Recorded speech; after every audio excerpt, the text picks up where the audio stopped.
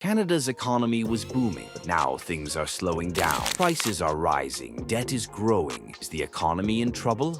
In this video, we'll dive into the truth about what's really happening in Canada and what it could mean for you. High interest rates and inflation. Let's address the elephant in the room, inflation. In recent years, the cost of living in Canada has surged, affecting our wallets in unexpected ways. To combat this, the Bank of Canada has raised interest rates multiple times, but what does that mean for everyday Canadians? Mortgage rates have skyrocketed, with the average exceeding 6%. This means first-time homebuyers are now facing monthly payments that are hundreds of dollars higher, making homeownership more challenging. Renters are feeling the strain too, with rental prices hitting their highest in over 40 years. Finding affordable housing in urban centers is becoming increasingly difficult as rising demand collides with a limited supply. So, is the Bank of Canada's strategy enough to tame inflation? With everyday essentials becoming pricier, many Canadians are skeptical. While higher interest rates can slow spending,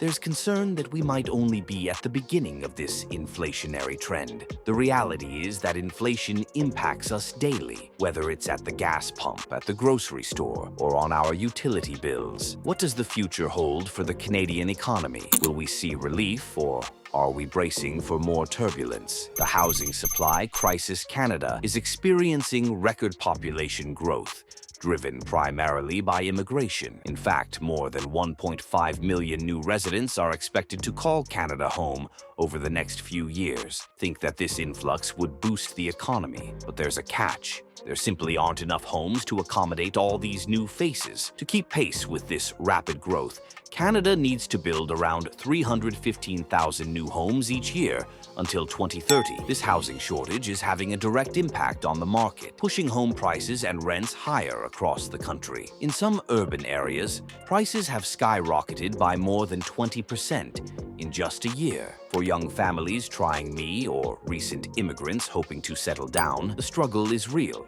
They are often forced to compete in a market where bidding wars and skyrocketing rents are the norm. So, what's causing this housing supply crisis? A combination of factors, including slow construction approvals, rising material costs, and zoning laws make it challenging to build new homes. The government has recognized this issue and is taking a stand on the building process and increasing the housing supply. But will these measures be enough? And can they keep up with the growing demand? As the clock ticks, the urgency to address this crisis becomes more apparent. If we don't find solutions soon, the economic growth we expect could hit a wall, leaving many Canadians struggling to find a place to live. In a country known for its welcoming spirit, we must ask ourselves, how can we ensure that everyone has a home? Rising debt and financial strain on households. High housing costs are leading to another pressing issue, rising debt. As the cost of living climbs, many Canadian households are taking on more debt just to make ends meet. Mortgage renewals have become a nightmare for some families, with monthly payments jumping up by hundreds of dollars, leaving them scrambling to adjust their budgets. In fact, a recent report indicated that nearly 60% of Canadians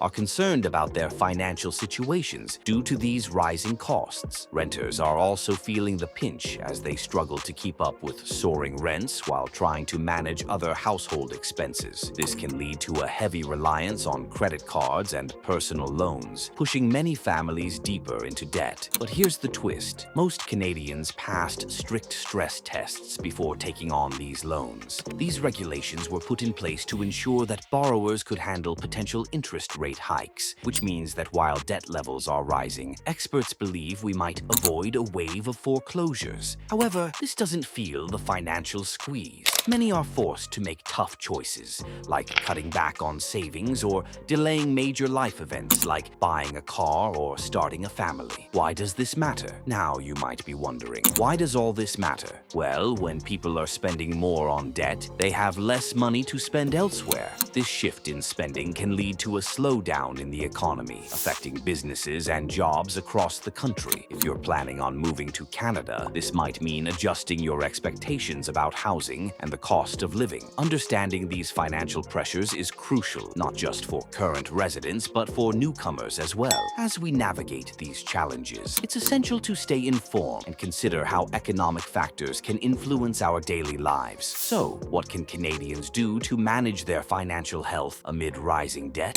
Let's explore some strategies in the next segment: employment and economic growth. On the bright side, new Canadians are stepping up to fill essential roles and drive economic activity across the country. Recent reports show that immigrants contribute significantly to labor shortages in key sectors like healthcare, technology, and construction. This is great news for businesses looking for talent in an increasingly competitive job market. But there's a catch. Many skilled immigrants face significant barriers when it comes to credential recognition. Imagine being a trained doctor or engineer, but finding yourself working in a completely different job because your qualifications don't transfer over. This is more than just a personal setback. It's a lost opportunity for Canada's economy. Research from the Conference Board of Canada indicates that utilizing the skills of immigrants could add billions to the GDP if barriers were lowered. For many, the dream of practicing in their field quickly turns into a reality of underemployment. A study by Statistics Canada revealed that about 35% of immigrants work in jobs below their skill level. This not only affects their personal financial stability,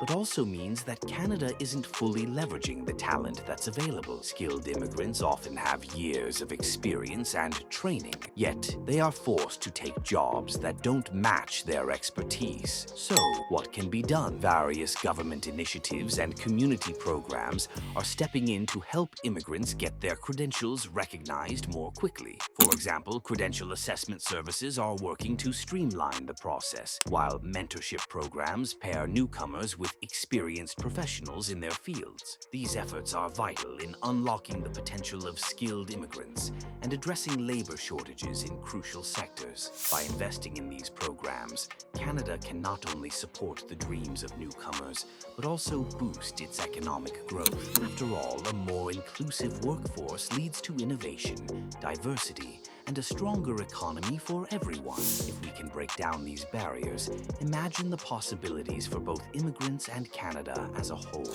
In a country as vast and vibrant as Canada, it's easy to focus on the positives: growth, diversity, and opportunity. However, understanding these economic pressures is crucial if we want Canada's future to be as bright as its past. So, what do you think? Is Canada's economy at a breaking point, or is this just a bump in the road? Thanks for watching.